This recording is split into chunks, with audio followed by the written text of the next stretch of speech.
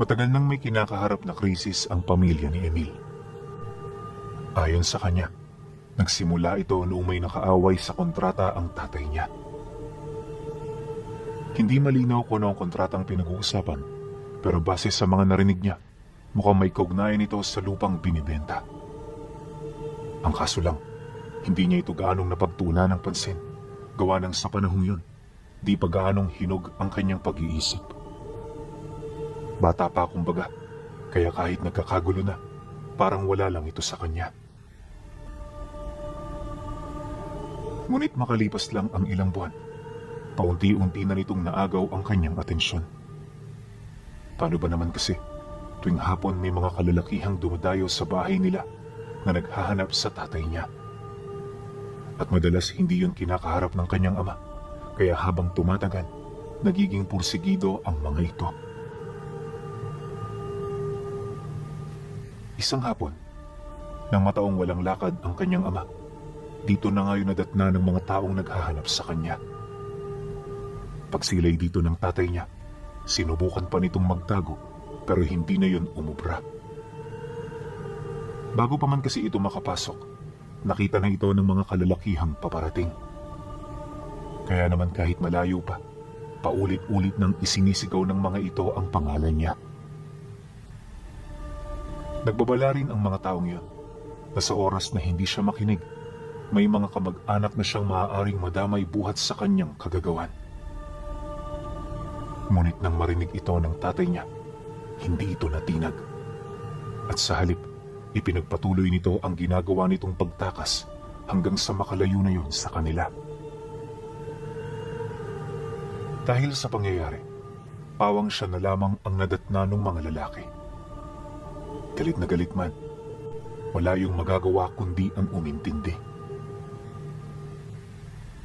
Matapos naman niyang masilayan ng lahat, nanatili siyang tahimik sa isang tabi, pilit na inuunawa ang mga nangyayari. Inakala rin niyang hindi na siya papansinin ng mga ito, pero bago yun umalis, may lalaking kumaharap sa kanya habang nanlilisik ang mga mata. Kapag may nangyari sa tatay mo, huwag ka nang magulat, sapagkat yan ang bunga ng kanyang mga kapabayaan. Matapos nitong magsalita, umalis na ito nang walang pasabi. At magmula noon, dito na unti-unting nagbago ang paraan ng kanyang pag-iisip. Napagtanto niya na hindi madaling mabuhay sa mundo kapag marami kang kaaway.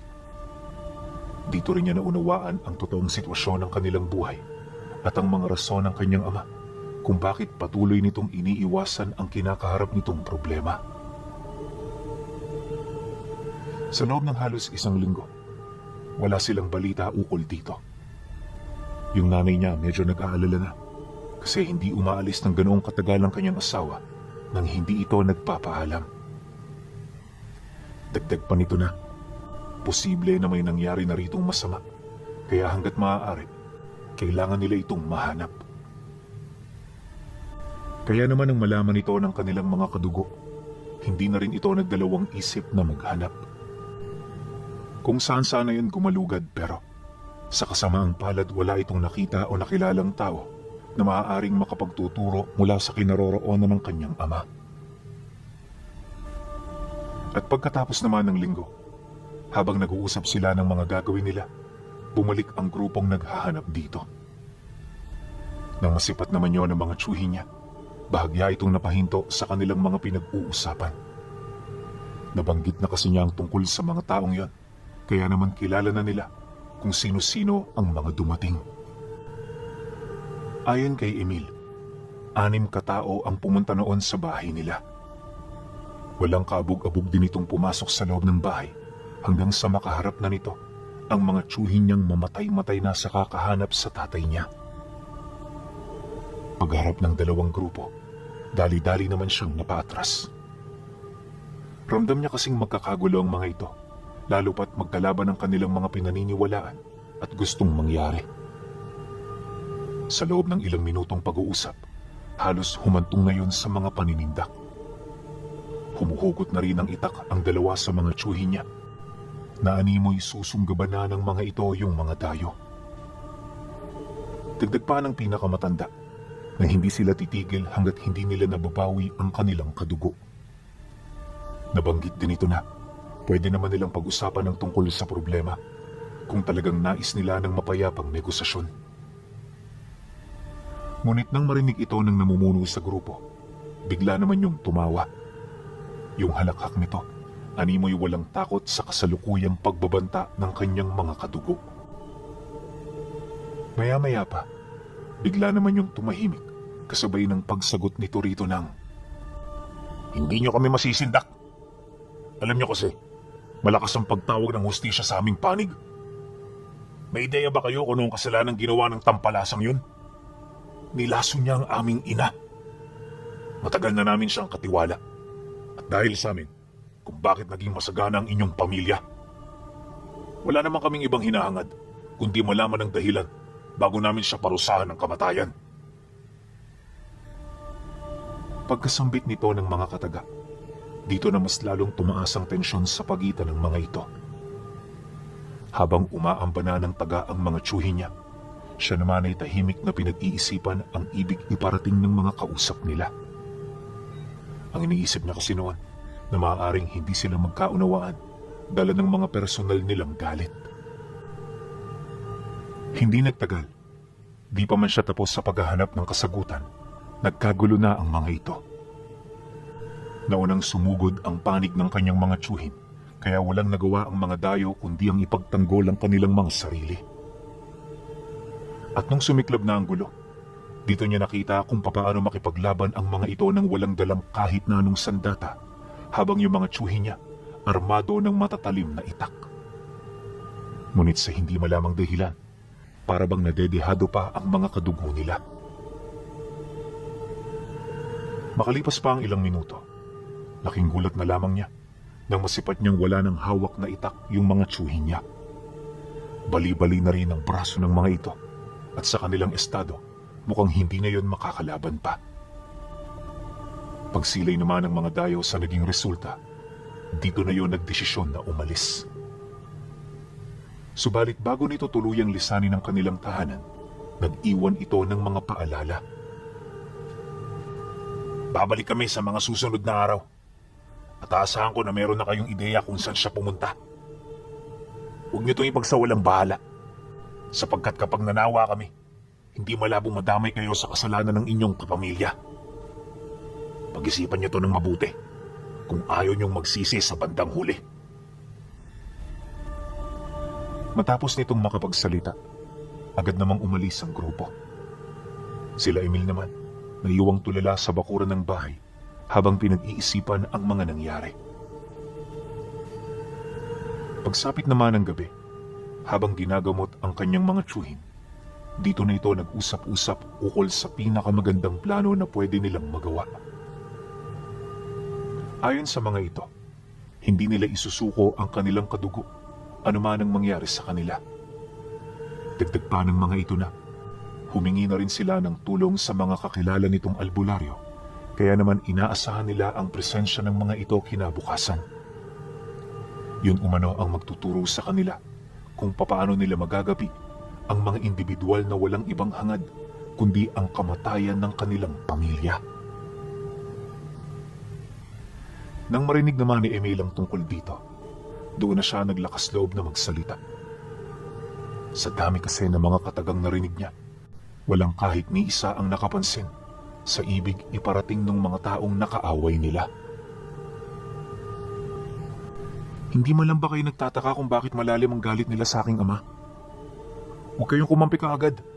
Dapat sana inisip niyo man lang kung sino ang tama at kung sino ang nagsasabi ng totoo. Hindi naman sa may kinakampihan ako, pero malakas ang kutob ko na si Itay ang may mali sa pagkakataong ito."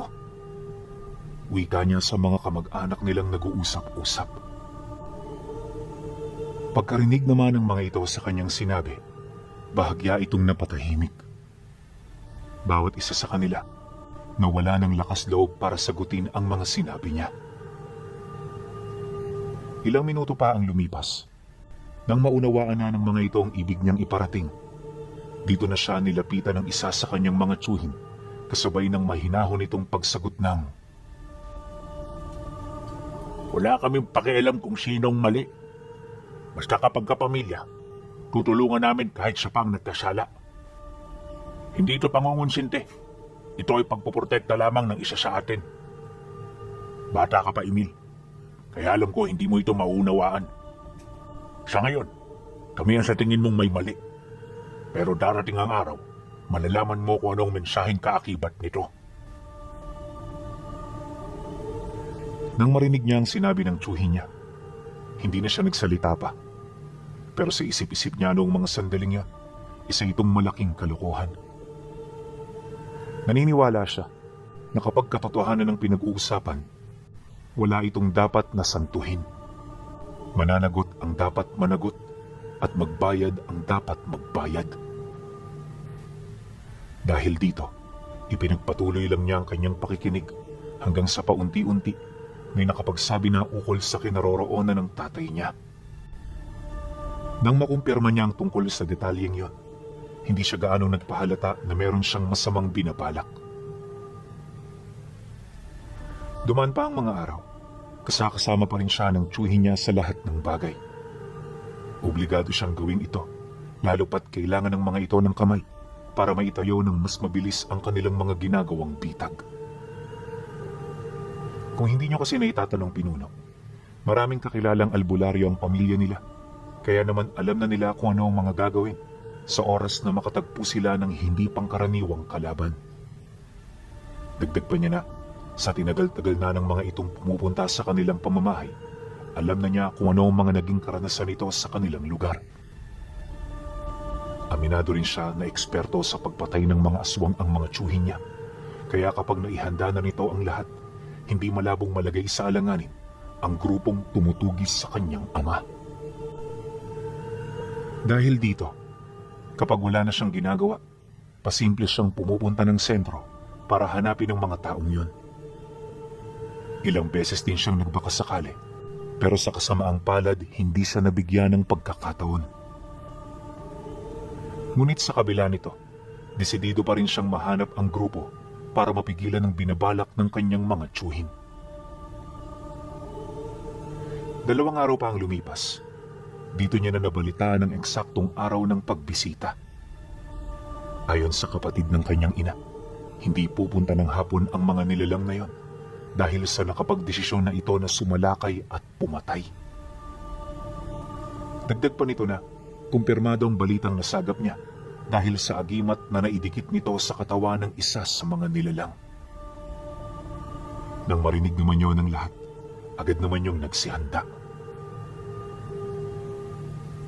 At sa pagsapit ng gabi na nabanggit, tahimik na ang mga itong naghihintay malapit sa mga patibong na kanilang ginawa. Lumalim pa ang gabi, hindi na magkamayaw sa pagmamasid ang mga ito. Bawat isa handa ng umatake anumang oras na masilayan nila ang grupo. Ngunit sa hindi malamang dahilan, tila bang hindi umayon sa kanila ang pagkakataon. Imbis kasi na puwersahang sumalakay, nakita nila itong kalmadong naglakad sa daang ilang metro ang layo mula sa bakuran. Pagharap ng grupo sa tahanan, inilahad ng namumuno sa mga ito ang pagtutol nila na mamatay sa pamamagitan lamang ng mga ordinaryong bitag ng mga antingero. Mariing din itong inilahad na dahil sa tulong na kanilang nakalap, kung kaya't hindi sila magiging marahas para malaman ang kasagutan sa kanilang mga katanungan. Nang marinig naman yun ang mga tsuhin niya, sa sobrang galit ng mga ito, hindi na yun nakapagtimpi pa. Walang sabi-sabi, buong puwersa naman yung sumugod hanggang sa magsimula na ang kaguluhan sa gilid ng daan. Ayon kay Emil, na sa mga sandaling yun, kitang-kita niya na hindi nagtitimpi ang mga tsuhin niya. Gusto talaga ng mga ito na mapatay ang mga kalaban nila upang patuloy na mapagtakpan ang kasalanan ng tatay niya. Ang kaso lang, dahil sa lakas ng mga nilalang, hindi rin ito umubra. Gumamit na rin ng agimat ang mga tsuhin niya pero madali nila itong naipasawalang bisa na parabang inaasahan na nila ang ganoong abilidad. Dala ng pagkagulat ng mga ito, paisa-isa yung nagsibalik sa loob ng kanilang tahanan. Di na rin yun gaanong nakakaimik, gawa ng alam nila kung ano ang sitwasyon na kinakaharap nila. Pagtahimik naman ng paligid, kampanteng pumasok sa loob ang pinuno ng grupo. Bawat bitag na nagtatago sa ilalim ng lupa, madali nitong naiwasan na animoy alam nito kung saan yun nakalibing. Maya-maya pa, paglapit nito sa kanyang mga tiyuhin, kalmado naman yung nagwikas sa mga ito ng, Alam ko na kung saan nagtatago ang inyong kadugo. Kung tutusin, hindi na dapat kami dumaan dito. Pero alang-alang sa pabor na hiningi, kaya ako ito tinupad. Wala kayong pag-asang manalo. Bawat karga nyo, kilalang kilala ko na. Subalit huwag kayong mag-alala. Walang mamamatay ngayong gabi. Pasalamatan nyo na lang ang taong humingi ng pabor sa amin. Alam kong matapang kayong pamilya. At sana sa hinaharap, hindi na tayo magkaaway pa. Pagkasambit nito ng mga kataga, agad naman yung tumalikod sa kanila. Nang marinig naman yon ng mga tiyuhin niya, halos hindi nito mawari kung papaano ito nangyari. Ngunit sa kabila ng lahat ng palaisipan, nakasisiguro sila na merong traidor sa loob ng pamilya. Sino man ito, malaya nitong nasasaksihan ang bawat plano at kilos ng kanilang grupo. Pagkatapos ng pangyayari, dito na umalis ang mga nilalang. Gulat na gulat man sa mga naging resulta, walang nagawa ang mga tiyuhin niya. Labag man sa loob nito, alam nila na kailangan nilang tanggapin ang mga susunod na balitang makakarating. Lingid kasi sa kaalaman ng nakararami, nagtatago ang kanyang ama sa baryo kung saan nagmula ang angka nila. Kasalukuyan itong nasa kustodiya ng 2 bantog na manggagamot na siya namang gumagawa ng dasal at pangontra upang hindi mahanap ng mga kalaban ang mismong kinaroroonan nito. Ngunit dahil sa pagkabulgar ng lugar, hindi malabong oras na lamang ang kinakailangan nilang hintayin para makuha ng mga nilalang ang nagtatago niyang ama. Makalipas pa ang ilang minutong pag-uusap, dito na nabaling sa kanya ang atensyon ng mga tiyuhin niya. At bagaman hindi yun nagsasalita, bakas sa pagmumukha ng mga ito ang pagdududa sa kanyang kinikilos. Dahil sa ganoong sitwasyon, agad namang inilahad ni Emil na wala siyang kinalaman sa mga pangyayaring yon. Subalit sa kasamaang palad, hindi umubra ang palusot niya. Ano man kasi ang sabihin niya, alam na ng mga ito na siya ang may sala. Maya-maya pa, dito na lumapit ang kanyang ina na umiiyak. Ilang beses siya nitong pinagsasampal, dulot ng galit at bigat ng loob, buhat sa kanyang mga nagawa. Masakit man yun para sa kanyang parte, hindi na siya nagdahilan. Aminado naman kasi siya sa kanyang mga ginawa, kaya naman para hindi na rin siya mahirapan, inamin na niya ito sa harap ng kanyang pamilya. At nung marinig naman yon ng pinakamatanda niyang tiyuhin, galit na galit itong lumapit sa kanya habang nagwiwika ng, Wala kang kasing samang anak. Paano mo ito nagawa sa sarili mong ama? Hindi mo ba alam kung ano ang mga sakripisyo niya, mapalaki ka lang? Tapos ngayon nagkaisip ka, ganito pa ang susukli mo sa lahat ng paghihirap niya. Ano bang pumasok sa isip mo? Bakit mo binigyan ng pabor ang mga demonyong ito? Matapos nitong makapagsalita, di nito maiwasang magwala buhat sa sakit ng loob na kasalukuyan nitong nararamdaman. Umasa kasi ang tiyahin niya na hindi siya babaliktad, pero nagkamali ito sa taong pinagkatiwalaan nila. At nang marinig naman niya ang sinabi nito, matapang siyang sumagot dito ng, dahil mali ang tatay ko. At kahit sino pa siya, hindi ko siya kakampihan. Ang mali ay mali. At hindi ito may tutuwid ng isa pang pagkakamali. Hindi niyo man lang ba naisip ang rason ng mga taong yun? Di man lang ba kayo nagtanong sa sarili ninyo kung bakit ito naglalaan ng oras para mahanap ang tatay ko? Ibig sabihin totoo ang kanilang mga paratang. At kahit ganun sila, ramdam ko na mababait silang mga nilalang.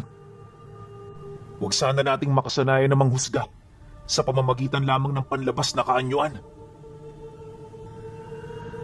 Dahil sa kanyang sinabi, tila bang nahimasmasa ng kanyang tiyuhin na kanina pang nagwawala.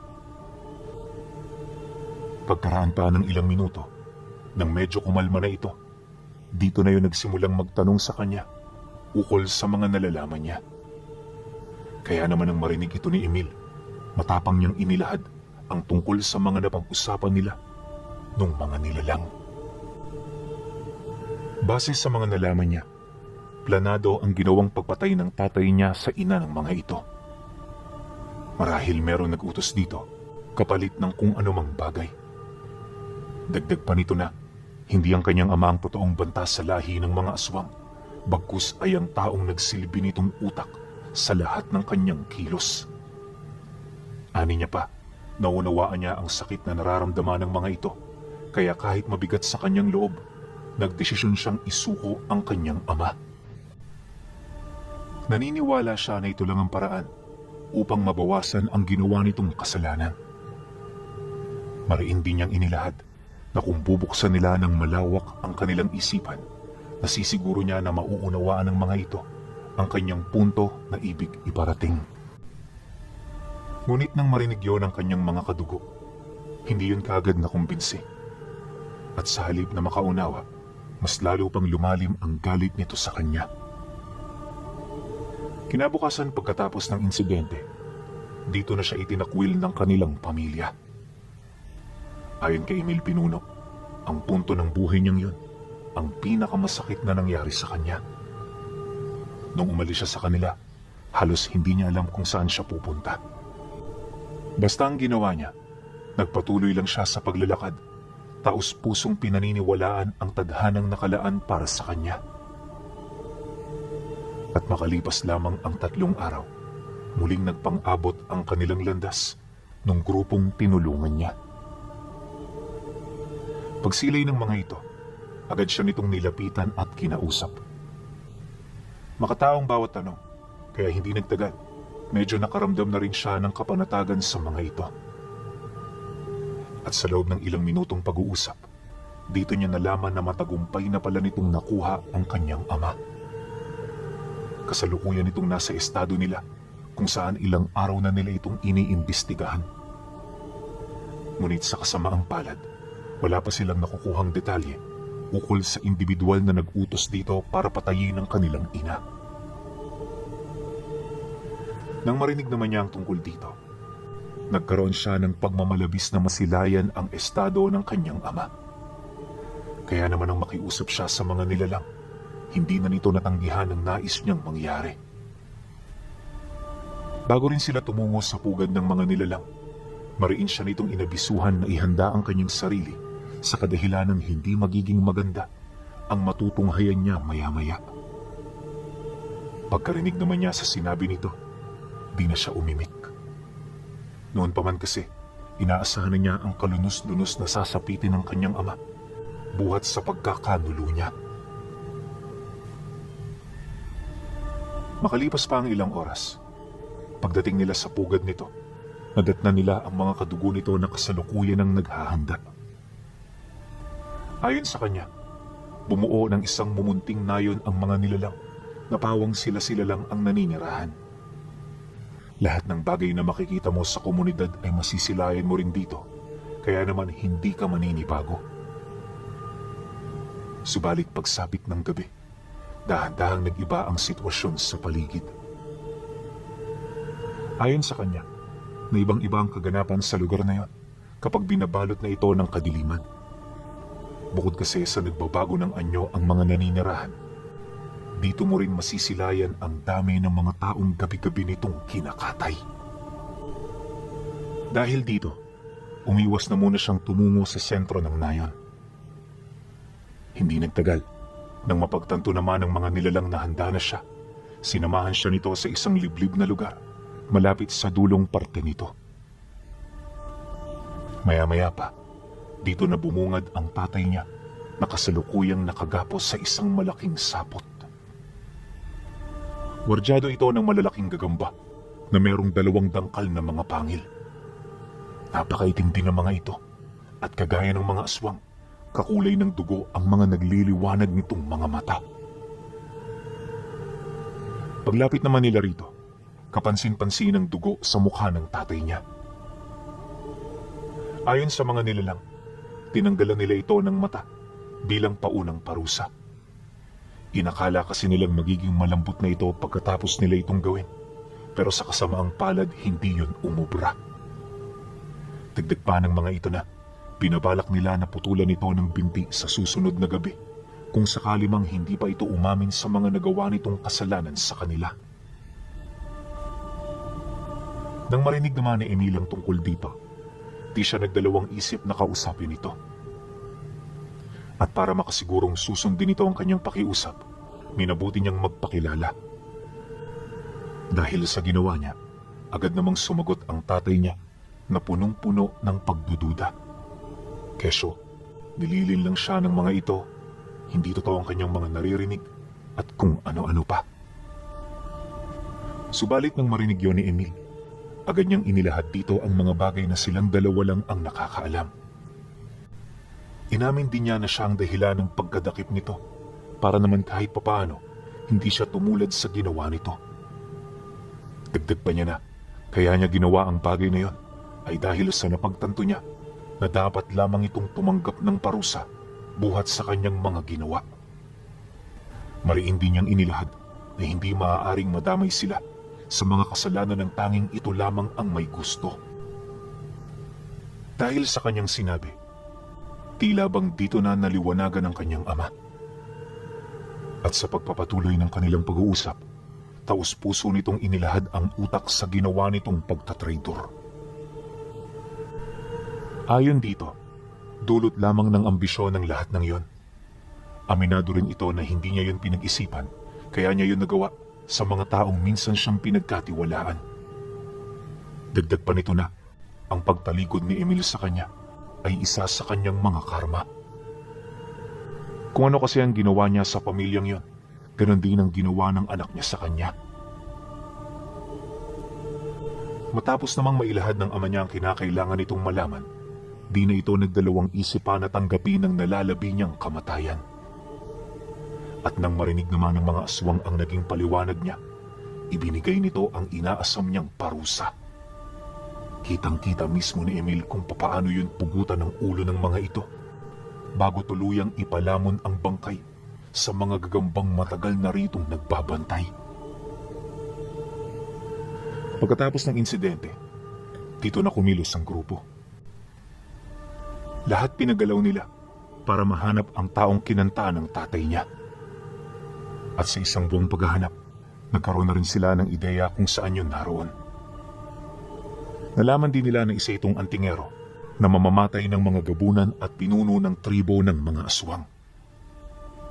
Ayon sa mga nilalang, kung lakas at kapangyarihan lang ang pagbabasehan, hindi nito kakayanin ang kanilang ina. Kaya marahil ginamit nito ang tatay niya para matalo ito nang hindi na dumadaan sa pakikipaglaban. Nang mapagtanto naman yun ng grupo, doon na nila ginamit ang kabuuan ng kanilang puwersa para hulihin at parusahan ito. Ngunit sa kabila ng kanilang mga ginawa, hindi ito naging madali. Maraming makapangyarihang karga ang antingero, kaya naman malaking porsyento ng lahi nila ang kinakailangan pang magsakripisyo bago nila ito tuluyang mahuli. Nagdulot man ng malaking pagkatalo sa kanilang panig, patuloy pa rin nilang ipinagpasalamat ang pagkahuli ng antingerong pumatay sa kanilang puno. Hindi nagtagal, dito na nila nasilayan ang napakahabang prosesyon sa paglilipat ng katawan ng kanilang kalaban. Pagpasok nito sa pugad, halos hindi na ito tinantana ng mga nilalang na labis-labis ang pagmamahal sa kanilang pinuno. At sa loob ng 3 araw, katakot-takot na parusa ang pinagdaanan ng antingero bago yun tuluyang mamatay. Ayon sa kanya, nasakasagsagaan ng pagpaparusa, dito niya nakita kung papaano ito talikuran ng mga taglay nitong mutya. Nasilayan din niya kung papaano mamatay ang mga nakabaong karga sa katawan nito dahil sa pilit nitong pagsalag sa parusa ng mga nilalang upang iligtas ang kanilang Panginoon. Ngunit sa bandang huli, wala rin yung nagawa dahil sa matagal nang sumuko ang Panginoon nila. Pagkatapos ng 3 araw na pagpapahirap, dito na nila ito pinugutan ng ulo sa harap ng kanilang mga miyembro. Ang labi naman ng antingero, isinabit nila sa bukana ng kanilang pugad upang magsilbing babala sa mga taong magtatangkapang kalabanin ang kanilang pamilya. Dumaan pa ang maraming buwan. Paunti-unti nakakalimutan na nila ang mga pangyayari. Si Emil naman, medyo naghilom na rin ang sugat buhat sa pagkawala ng kanyang padre de pamilya. Hindi nagtagal, nang maisaayos na ng mga nilalang ang lahat, malugod itong nagbigay sa kanya ng salapi para sa kanyang panimula at panibagong buhay. Sinamahan din siya ng mga ito patungo sa bayang nasa labas ng apalit upang makapagsimula ng tahimik. At magmula noong napadpad siya sa lugar na yon, kailan may hindi na siya minulto ng kanyang nakaraan.